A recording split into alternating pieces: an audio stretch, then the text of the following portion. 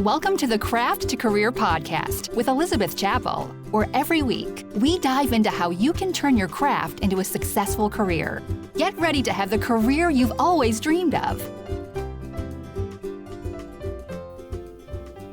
Hello, and welcome to episode 84 of the Craft to Career podcast. I'm Elizabeth Chappell of Quilters Candy and the host of the show. And today, November 25th, is actually my birthday. I am recording this ahead of time, but I'm already excited for this to release on my birthday. And if you're in America, it's Black Friday. I am curious if other countries do this and call it Black Friday as well. But basically, Thursday, every third, Third Thursday? No, fourth Thursday. I should know this. Every fourth Thursday of November is Thanksgiving in America. So we take that day to celebrate, count our blessings. Then the day after marks like, okay, it's time to go shopping for the holidays. And so stores do a bunch of shopping specials. I'm actually not doing any for my company. I'm curious if you're doing some for yours. It's a great way to get sales. So I do recommend it if you're interested. I'm just not interested in doing it myself. We'll see. Maybe down the road I will. But yes, today is my birthday. And I have an episode topic for you that came about because one of my listeners, I reached out and, I've asked if you're interested in something, let me know. And so DM me or send an email. Let me know if there's a topic that you want covered. And she reached out and said, I would love for you to share how to become a fabric designer. So I actually put some questions out on Instagram and asked my followers, what do you want to know about becoming a fabric designer? And I got a lot of questions from a lot of you. So I'm going to go through those questions today and answer them with the caveat that this is from my experience. It is not the same with every company. In fact, it'll look pretty different depending on which company you work for, but I'll share all the things that I do know and with all the questions that I've gotten. And before we go any further, if you are loving the Craft to Career podcast, it would mean so much to me and for the longevity of the podcast if you could leave a review for the podcast. It's actually not possible to write a review on Spotify, but you can leave like a star review, 1 to 5 star, hopefully 5, but you can leave a review with the star system on Spotify. On Apple Podcasts, that's the one that really can make a difference with the podcast and getting seen and getting great guests to come onto the show. So if you go to Apple Podcasts and go to the Craft to Career podcast, you can go and leave your own review and, share things that you are enjoying about the podcast or that you'd want to hear. And I love to start the show by reading those. So I'd love to have you be highlighted as one of your reviews on the podcast.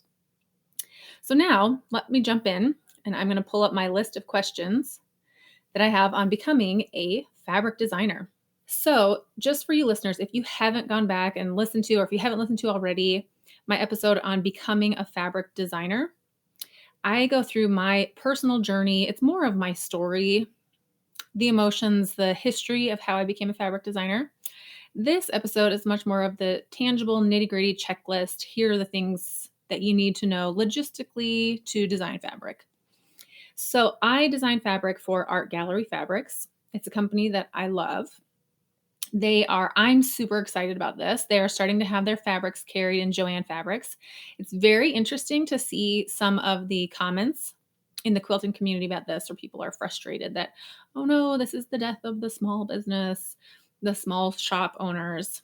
But as a company for Art Gallery, this is huge. Like to get into more homes, to get seen by more people, and to hear from Art Gallery. They have known and they have seen that the more let's say for me, for example, the more my fabric is seen by the average person, first of all, the more quilters we can bring into this community, get interested in fabric and learn who's this designer, a quilting? Second of all, the more that this quilting fabric is seen again by the average person, not just the people who are in the niche and know where the local quilt shops are or online quilt shops, but are seen by an average person walking into Joann's, the more those people, it's going to be on their radar. And they'll be like, what is this fabric from Art Gallery Fabrics? It's so cool. Where else can I find it? Do they have more? And then they're going to go online and search for more. And then they find those small online shops, the boutique shops. So I do believe a rising tide lifts all boats. And so this is a net positive. I'm very excited to be teaming up with a company that is going to be carried in Joann fabrics. Mine isn't yet. They only have a few collections that are being carried in Joann's. So my dream and my hope is that mine will be eventually carried in Joann's. And they don't change the quality. It's the exact same quality fabric that you would order from anywhere else. Art Gallery is very particular about their quality. They will not lower it or change that. So it's really just awesome to be getting into the hands of more people who wouldn't have otherwise known about it. And then to also have those people be like, wait a minute, what is this? Where can I find more of it? And to go and buy more. So Art Gallery Fabrics, that's who I design for. And part of the questions here are I'll give more background to how I got into this, if you will. Again, the nitty gritty, not so much the emotional story side of it. So I'll just jump into the questions, and it's not in a chronological order. I literally just wrote, it's not like, well, here's a natural progression. I just wrote down the questions in the order that they came in. So if we hop around a little bit, that's why. But number one, the question is, what is the timeline for making a collection? So again, remember, this is my experience. I know I've talked to other fabric designers, and it's different for everyone. So I'll speak to myself and know that if you spoke to a different fabric designer, they might have a different answer for you. But for me, a timeline for making a collection. First of all, my first collection took years. Oh gosh, 2018 is when I took my first course on how to design fabric. I had been dabbling. I learned how to do Adobe, but it left me in tears because I saw what I was progressing. I'm like, a square? I learned how to make a square. How am I going to be able to design this amazing fabric with my drawings when all I can do in Adobe is make a square? And so, 2018, I took my first course where I really was like, aha, this is how we do this. 2018 to 2022, that's when my first fabric collection came out, like into the public. So 18, 19, 20, 4 years. So timeline for my first collection was 4 years. Now, there's a lot that goes into that, and some more of these questions go over that. So your first collection is going to take longer because you have so much to figure out. You're probably figuring out your style, all of the things that we're going to go into. So that's that. My second collection,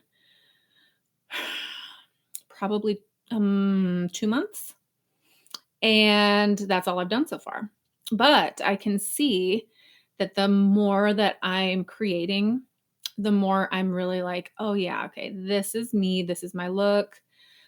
The easier it becomes, but it still takes work. So it's not like, oh, I can whip that out in a day, and I do always kind of think, not always, but as I'm going throughout my day, if something comes up where, oh, that'd make a really cool fabric collection theme, then I'll start to think about that. And I'm jumping ahead of myself, but yes. Okay. So timeline for a collection, it varies. It varies on so many things, but that very first collection is probably going to take the longest because you're new and you're figuring everything out. Number 2, what is the timeline or steps to becoming a fabric designer? Again, this is so all over the place. In fact, I had a friend who wanted to become a fabric designer, and she is now. She has her first line coming out soon. I don't know if it's public, so I'm not going to announce that, but when it does, I'll be sure to share it with you guys because she's a friend and I'm really excited about it for her. But she asked me this, how did you sign with Art Gallery Fabrics? What was your story like? And it's so untraditional. I had a relationship with them first, and then I, started designing fabric. I showed it to Pat, the owner of Art Gallery, and she said, yeah, I'm interested. And then, but you got to work on your style. You got to have a look. It was a year later that she returned and was like, how's it coming? We'd love to see your stuff. So it was not traditional. It was not me like reaching out to some unknown company and pitching myself to someone that I didn't know, it was very different. And she was like, well, this is so frustrating because everyone I've talked to, it's been that way. It's been very untraditional. So I guess I could say it's untraditional, which leads to other things I've mentioned before. If you get a chance to be in the room with someone like the owner of a fabric company or the art director of a fabric company, do it. Get to know them. Like, those personal connections are so big. And if they know you and like you and you have a good following, you've built a good brand, that's very attractive. But as to speak to what the timeline or steps to becoming a fabric designer, timeline, I just can't even give one but I'll speak to the steps. So steps, first of all, have the desire, which if you're listening to this, that's clearly there, the intrigue. Second of all, there's so many different ways that you could design fabric and things you could design it for. So I clearly design fabric for quilters. So that I can speak to.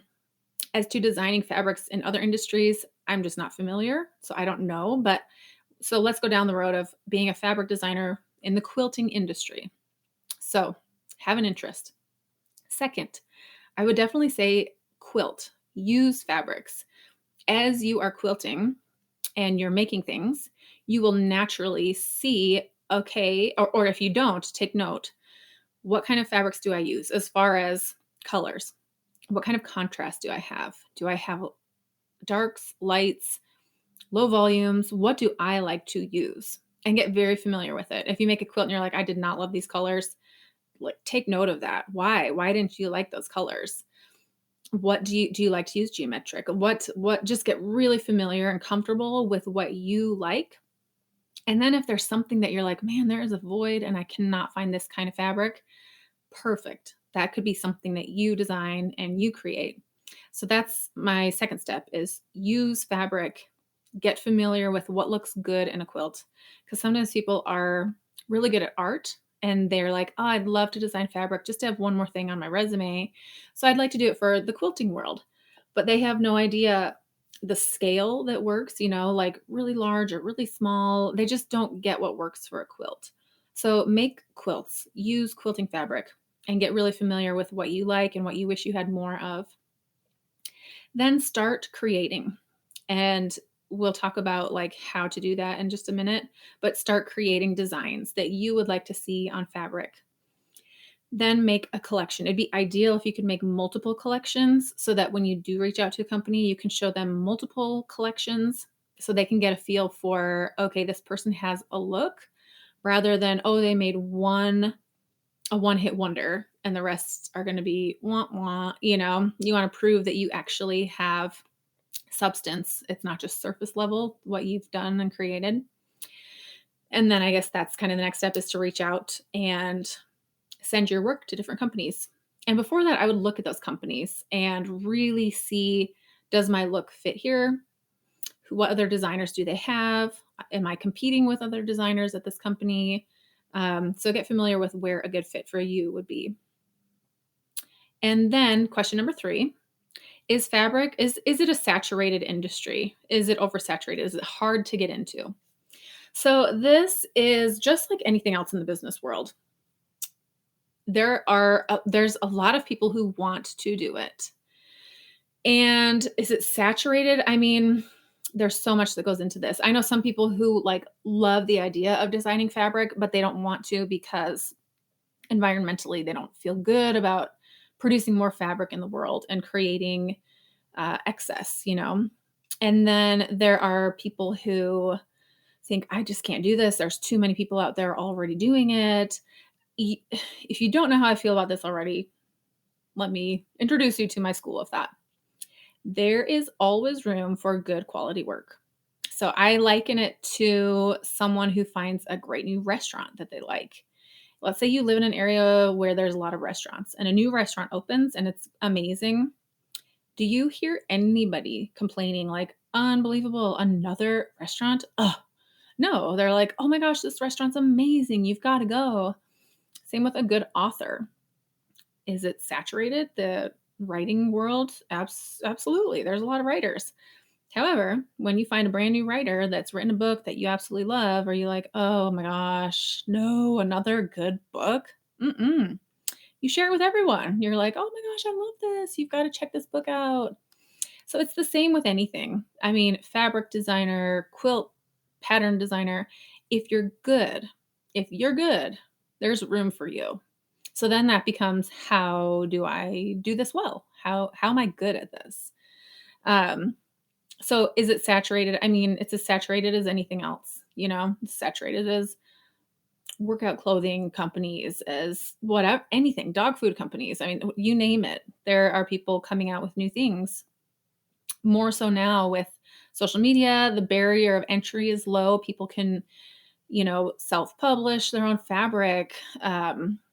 So yeah, so it comes to the whole branding, creating a name for yourself, and being good, standing out. So there's room for you. Yes, there is room for good quality work, just like anything else. So number 4, the question is, what programs do you use when drawing and making repeats? Absolutely Adobe Illustrator for making repeats. So that is just hands down the industry standard. If you are going to make fabric, you have to know how to use Adobe Illustrator. As for drawing, you can do that on paper and pencil and scan it in. You can paint. You can use a Wacom tablet. I think some people say Wacom. I say Wacom. I have that. I have not used it very often, but that you can. And then an iPad Pro. I do use the iPad Pro. So those are the ways that I know. There. I'm sure there are others. Those are just the ones that I'm familiar with. And then question number 5, when you make a collection, what is the ratio of florals versus geometric versus novelty prints? So it depends. I mean, there are some lines that come out that it's like a basic, where it's just, let's say, polka dots. All of the lines are polka dots. You generally don't do that till you kind of are established. Like, you wouldn't come out the door as a brand new designer with a line of basics, because it doesn't really, you haven't built a name for yourself. People are like, wow, who cares? Like, you have to kind of prove that you can make this cool line with a bunch of variety. And florals sell the best. They just do.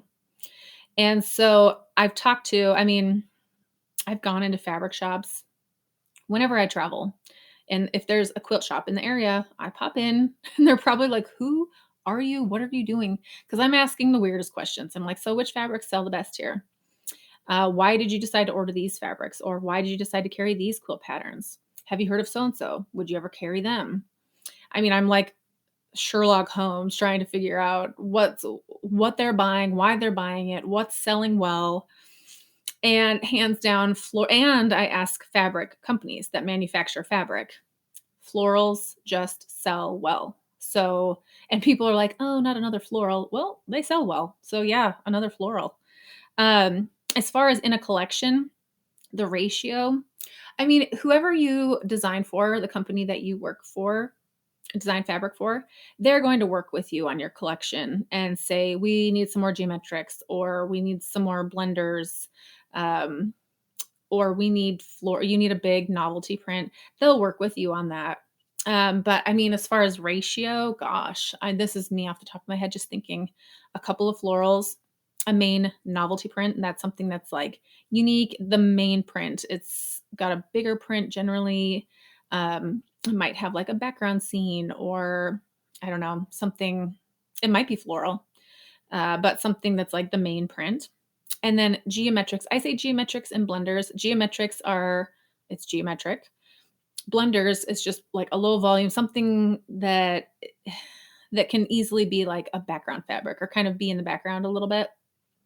So it's nice to have a good balance of all of them. And then as far as, I'm going to just throw this in there, even though it's not officially a question on the list, because I'm a quilter and I've made quilts, I know that it's helpful to have different volumes of color. Is that the right term? I'm not like a color specialist, but it's good to have some dark fabrics that really pop a punch, and then some lighter fabrics and some, I like to say low volume, but like blender. so that you could make an entire quilt out of your collection. And if you look at a quilt, if there's nothing that really pops, or like the color saturation is all the same, it can be a little bit boring. And so it's good to have a variety of, I think, color saturation, some that are lighter, some that are darker. Which does bring me to the next question, number 6. Where do you look for color trends?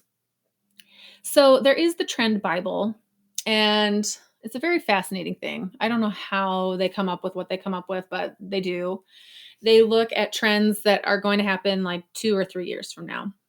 And they kind of tell you, here's what's going to be trending in 2024. So you can look there and see what colors are trending. You also work with the company that you are designing for, and they'll help you with colors. At least Art Gallery does. And then I also just like to look at what I'm liking, what am I liking? I guess there's no better way to say it. What colors am I digging right now? I really want to use this, this, and this. So kind of go with what you like and what you use. But the the Trend Bible is a really great way to get inspiration for both what to put on your fabric, things that will be trending, in a couple of years, and colors that will be trending. But also, I say that you want to stay in your brand. So for me, I'm very earthy, muted. If I see, oh man, neon colors are trending in 2024, I'm not going to jump on that bandwagon because that's not on brand for me. And so you don't want to sell out to like what's on trend. Really, you want to be true to your brand. Brand over trends any day. So build a strong brand. And if you're wondering what does that even mean, there is a book I'm reading right now called Obsessed, and it's by Emily Hayward. And she talks a lot about branding and what that means, that it's not just like your logo and the colors that you use. She goes into a deep dive on what branding is. So if you're like stuck on that, I recommend that book. So number 7, what exercises can you do now to become a fabric designer?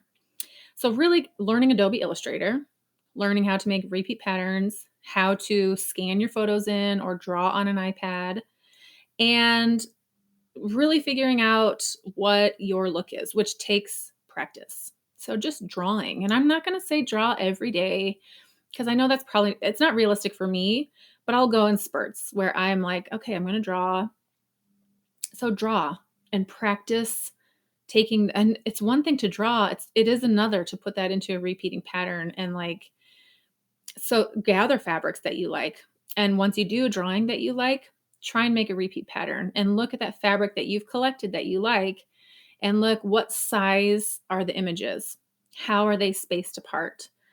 Let's see if I can imitate that with my own drawings. If I can scale it to the same size, rotate it like this, and just kind of mess around with it. And if it doesn't look good, maybe grab another fabric that's a little bit different and take your drawing and try and rotate and resize it and until you find the look that you like, that you feel good about. So it's great to just practice with that. And then, as I mentioned, use fabric. See, because you might have something that looks really good, but it's not going to be good for quilting fabric. So get familiar with what you like to use when you're sewing so that you can actually use it, like make a pattern and use that when you are sewing. Because it is super helpful for quilting fabric companies, to take you on if you quilt. If you can make a quilt pattern with your fabric, it definitely helps to promote your fabric if you are able to do that. And then I love this question. How do I learn to draw? So you don't have to be like Michelangelo or Picasso, although I'd say I'm more like Picasso because it's very, abstract. You don't have to be an amazing drawer to create fabric. Some fabrics out there are very, I don't know. I don't even want to say names because someone might be like, oh, that's rude. And I mean it in the best way, but just abstract, maybe not typical artistic, not like, wow, look at that drawing. That's amazing. It's much more of like a geometric thing or very simple. So, learning to draw is just practice. So I have all of these drawing books.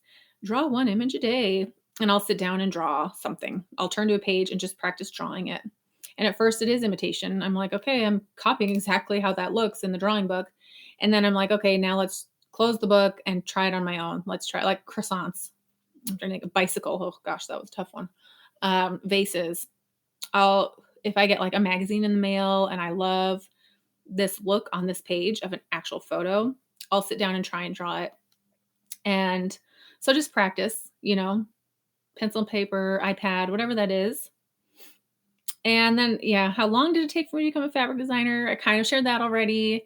4 years? 4 years of drawing and dreaming, and finally it came to be, which maybe for some people they're like, that's nothing. I've been trying for 20. So who knows? For me, 4 years. Okay, I do love this question. How do you know when your collection is complete? So when I first submitted a collection, it was with a different company that I'm not working with right now. And I just was so excited to have a collection done. I took the colors and the ideas from Joanna Gaines, like literally the colors that she had that year for, I don't know, Sherwin-Williams or something. And then I just did a bunch of like wreaths and things that were very Joanna Gaines, because I was like, well, I like it and it's super on trend right now, so it's got to work. And and I didn't love it. It just felt like, well, it should be popular, but I didn't love each design. In fact, I wish I could pull that up. I wonder if I still have it. I don't know that I loved any. There were maybe a couple that I was like, that one's really good, but some that I was like, well, it's just done because I needed to have so many designs. And I submitted it and they were like, I mean, we're interested in having you, but it's got to look different. And that was all the direction I got. I was like, it's got to look different. What do I do with that? And I asked a friend who was a fabric designer, very successful fabric designer, do you love every one of your prints that you submit? And she said, yeah, I do. I'm really proud of it. And I'm excited for it to come out. And I knew at that moment that I hadn't arrived, because I did not love every print that I had submitted. I was submitting it more because I wanted to hurry and become a designer and have that, And so that's when I kind of stepped away and was like, I don't know if this is for me. And it got to a point where it was really not as fun, where I was just like so focused on, I have to create because I want this. And I don't know, it was coming from the wrong place. And I lost that like fun factor. And I was like, well, I guess this isn't for me. I don't enjoy it the way I thought I would. It's not rewarding. And this person said, you need to be able to recognize your fabric from a mile away. And that freaked me out. I was like, how? Because here I was like trying to look like Joanna Gaines, and it's hard to create your own look when you're not copying. Because I don't know. When I'm trying to like imitate, I guess it is trying to imitate Joanna Gaines and take her colors, not that she has like a trademark on the colors or anything, but like I was trying to piggyback on her look and not my own. And it just wasn't truly me. It wasn't sustainable. All the things. I was like, And it wasn't until I talked to Pat at Art Gallery Fabrics and I told her, I don't know that it's for me. And I told her why. And she was like, what kind of fabrics would you like to create if you could? And I said, well, honestly, I'd love to do all small print, and which I haven't even done all of that. Let me share the point. I'd like to do this. I'd like to do this. This is what I want. And she was like, what if I told you that you could design that you could design all the tiny little floral prints that you want, low volume. You don't have to have a big novelty print. Just what if? I was like, really? Is that a thing? Like, I thought there had to be a main print and, this formula that you had to follow. And she's like, you can do what you want. And that's when my fire lit up again. And I was like, wait a minute, I can do what I want. And the creative juices started flowing and I got excited about it. And I had been quilting long enough and making my own quilt patterns long enough that I really am at a place now where I feel like I understand my brand and my look. For now, I'm sure it will continue to morph over time, but at least I feel like I know who I am. I'm no longer like, I need to be Joanna Gaines because she's popular and I know that that's going to do well. That's never how you want to approach it. And I even hear my students right now, like, but what's the most popular thing? Like, what patterns are selling the best? And I'll make that. I'm like, oh, no, no, no, no. You want to approach it way differently.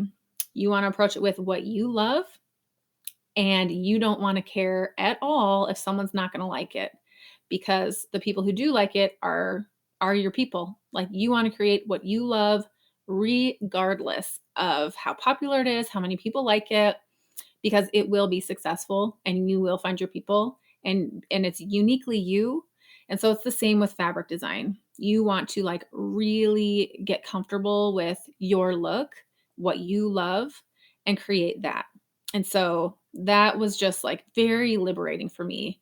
And now all of a sudden I love it. And now I've got ideas like, oh, it would be fun to do this. Oh, I want to do this. And so that was like giving me permission to do what I wanted to do, which I'll be forever grateful for. So the next question, how do you get picked up by a fabric company? I kind of talked about that. Again, all I can do is speak to what I have known and what I've seen for myself and for others. It is by being in the room with someone, like actually talking face to face, them seeing you and knowing you. I'm not saying that has to be, but that is what I have seen. So I guarantee there's someone out there who did not know anyone at a company that they applied to or submitted their work to, and they got picked up. But with that said, it is very attractive if you can stand on your own 2 feet, and like, you're not trying to get picked up by this company so they can grow your audience, that they will grow their audience because of you. And so if you have a good following, you've built a brand, you're recognized, you're liked, that brings a lot of value to you as a fabric designer. Companies want to sell what their products. So if they bring someone on who can help sell, that's attractive. It's very valuable if you are a quilter, if you know how to write quilt patterns, and you can have a pattern come out every time your fabric line comes out. That's also going to help sales. It will help get more fabric sold.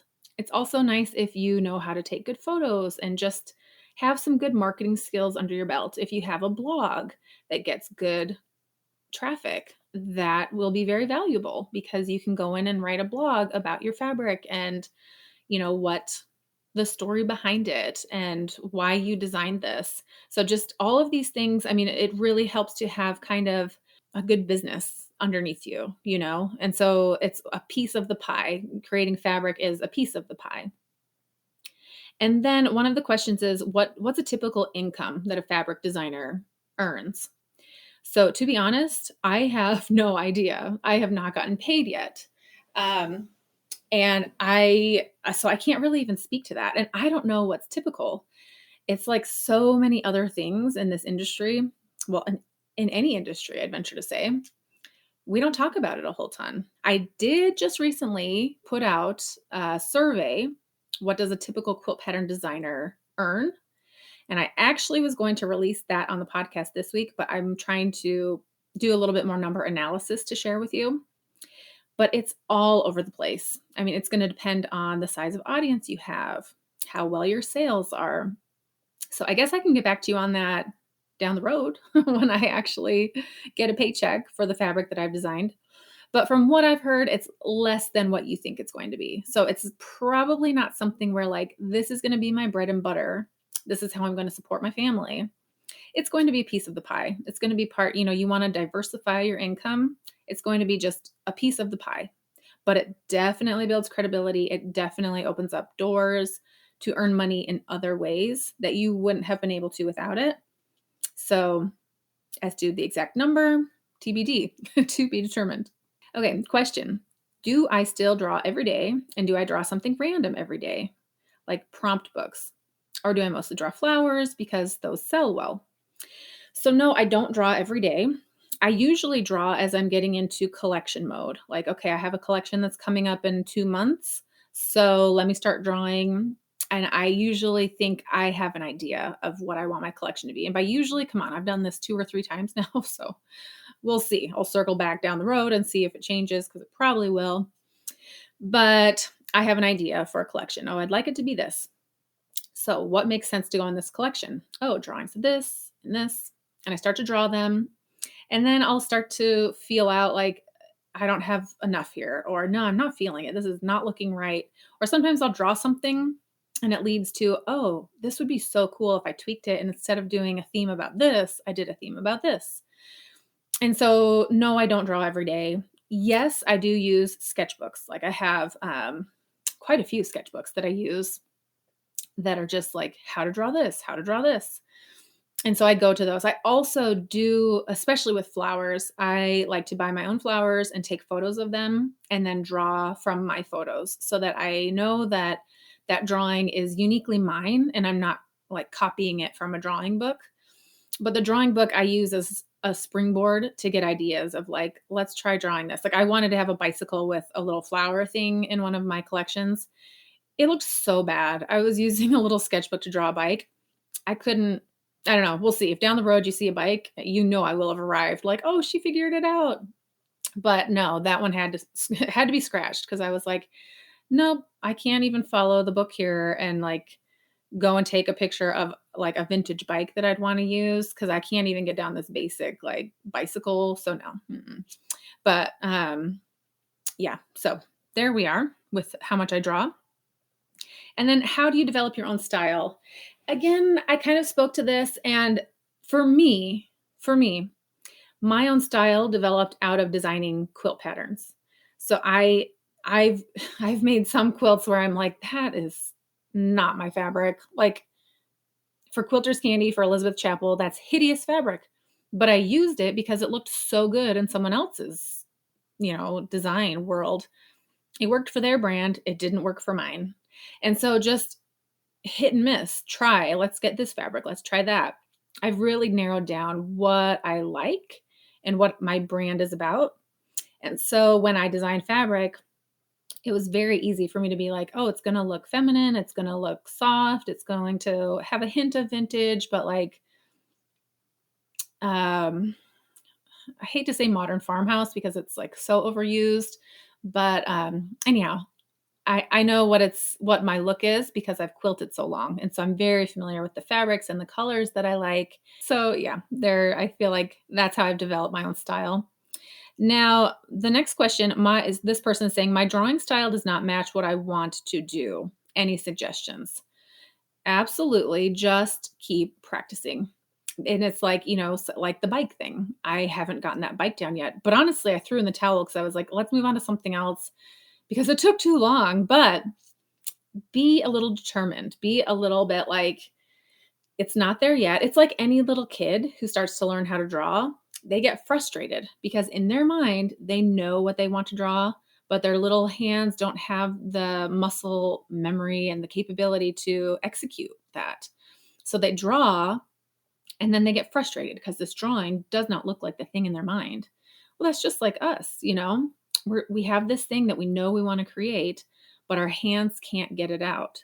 And that is honestly, if you can, even just do like, I know there's the 100-day thing, but even just do 30 days. 30 days in a row where you do one drawing a day. I started to do that and I came up with a whole collection from that. So there is power in those little small things every day. So I would suggest with this, so doing those 30 days, just one drawing a day, find photos of things that you want it to look like and start by copying and imitating. And I am not saying that once you draw and copy and imitate someone else's work, that's what you submit. I am saying that you start there and you learn how to make your hand make this look. How do I create this thing to look like that? Imitate. And even there's a book called, what is it? Steal Like an Artist by Austin Kleon. He talks about that every artist starts off by copying. I mean, you consume, you want to become obsessed with, like, gather the things that you want to have your fabric look like and study it and copy it. And then once that happens where you're like, okay, I got this, then go out and find things in nature or out on your own, take photos of that, and you can start to draw from that. And then you can just, after that, you'll have the skill set too. You don't need to be copying, you can come up with your own and you can mix and match things. Nothing under the sun is new. It's just a combination of all these things to make it uniquely yours. So practice, copy. Yes, start off by copying. No, don't submit copying work as your own, but use that as a learning tool. Use that as a starting point. And then the question is, do I need to use watercolors? No, you don't. You can use pencil, pen. You can use watercolor. It is a little bit hard when you go into Adobe Illustrator to make watercolor have that same look because watercolor has so many. I mean, when you do submit a fabric design, it's like 18 colors max that you want to have. When you bring in a watercolor into Adobe Illustrator, it has like 18,000 colors.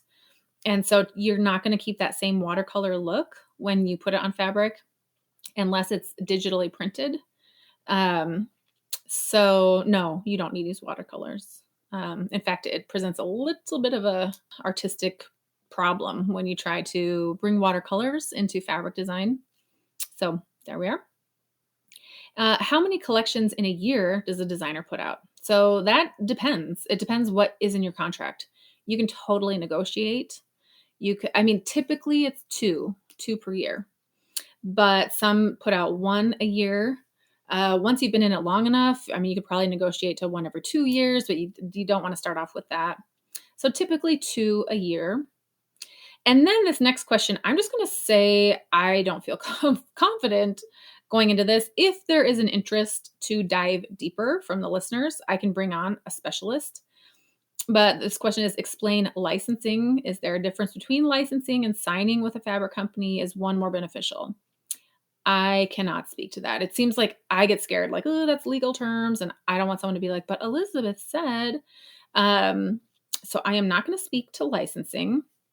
I will say, generally speaking, like when I signed with Art Gallery Fabrics, they have the right to those drawings to print on their fabric. However, I can take those same drawings and print them on other kinds of surfaces like wallpaper, notebooks, greeting cards, pencils, stickers, washi tape, t-shirts, socks, pants, bags, blah, blah, blah, book covers. It could be anything. I can do that. That is okay. So I just cannot print it on other fabric that's going to compete with Art Gallery Fabrics. In fact, Stacy of Gingerbread is very good at speaking on how to take those designs that you've created and earn more money with it.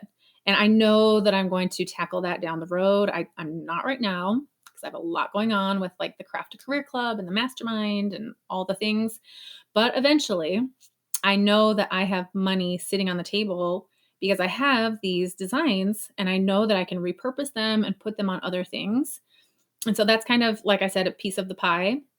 Once you've created these designs, you have a following, people like your designs and your fabric, then they usually are like, oh, it'd be fun to see it on this or that. So you can totally make money in other ways. So again, Stacy of Gingerbread is a great teacher and guide on how to do that. And then the question is on like the self-publishing. There's Spoonflower. I want to say Paintbrush Studios will also print fabric on demand. And Spoonflower and I believe Hawthorne do digital printing where like you can have that watercolor look and keep all of those colors that are true. Most other fabrics are not that way. Like I said, it's like 18 colors that you want to have. But the question is this a good idea? Like, should people go that route? So I can't speak to this totally because I don't know a ton about it, but things that I would consider, yes, there's a market for it.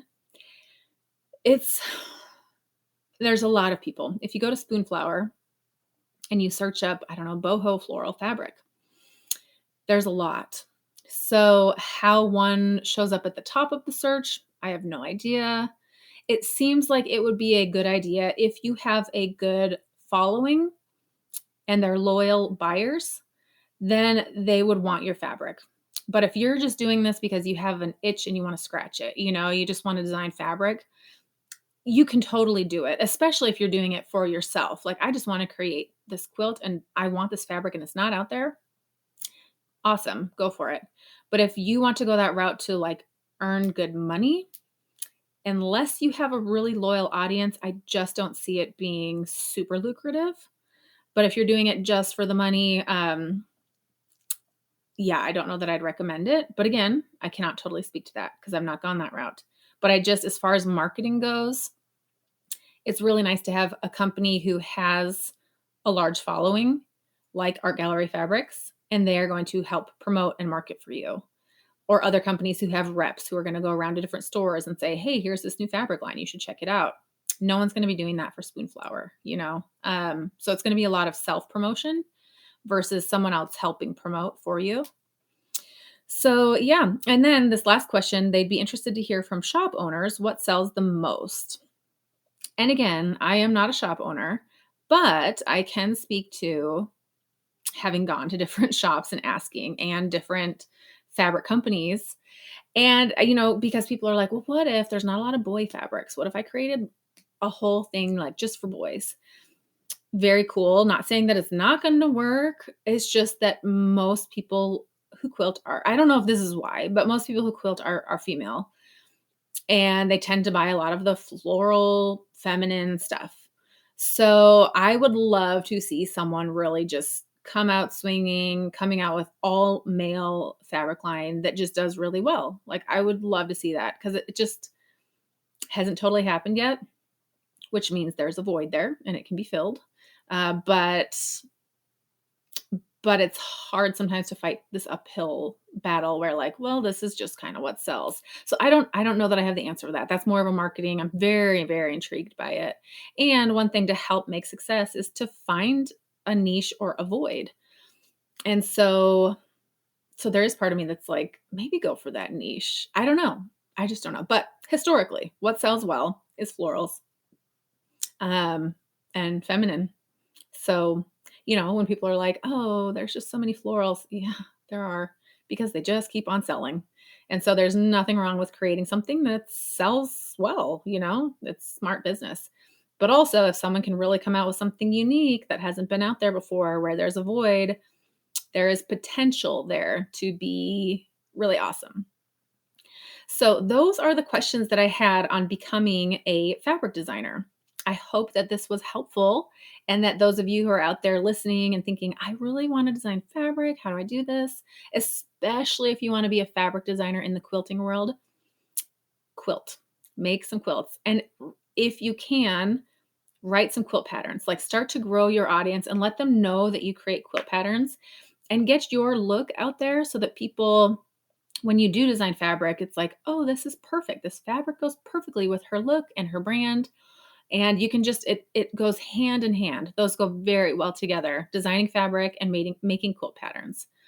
And then it opens up the door for many more opportunities. Once you're a successful pattern writer and a fabric designer, all of a sudden people are intrigued and you can be a guest at guilds, you can teach, you can write a book, you can, it opens the door for many more pieces of the pie to earn more income. So that is my episode this week on the Craft to Career podcast.